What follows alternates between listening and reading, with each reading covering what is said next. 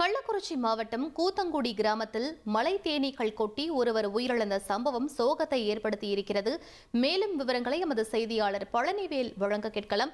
பழனிவேல், என்ன நடந்தது? உயிரிழந்த நபர் யார்? முழு விவரங்களை பதிவு பண்ணுங்க. வணக்கம் மேடம். அதாவது கள்ளக்குறிச்சி மாவட்டம் தியாகதுர்கம் அடுத்து கூத்தங்குடி கிராமத்தை சேர்ந்தவர் வீராசாமி. இவர் நேற்று மாலை ஒரு 6 மணி வாக்குல கூத்துக்குடி கிராமத்தில் இருக்கிற ஒரு சிவன் கோவில் முன்பு நடந்து வந்து கொண்டிருக்கிறார். அப்ப அந்த சிவன் கோவில் முன்பு இருந்த ஒரு அரச மரத்தில் தேனீக்கள், மலை தேனீக்கள் கூடு கட்டி இருக்கு.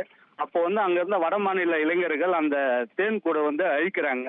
அப்ப அந்த சாலையில் நடந்து சென்ற வீராசாமி மீது அந்த தேனீக்கள் கொட்டியதில் அவருக்கு படுகாயம் அடைகிறாரு. காயங்கள் ஏற்பட்டு அவர் உடனடியாக அருகில் இருக்கிற அரசு மருத்துவமனைக்கு கொண்டு போறாங்க. திரும்ப மேல் சிகிச்சைக்காக இன்று கள்ளக்குறிச்சி அரசு மருத்துவக் கல்லூரி கொண்டு வரும்போது சிகிச்சை பலனின்றி இறந்துடுறாரு.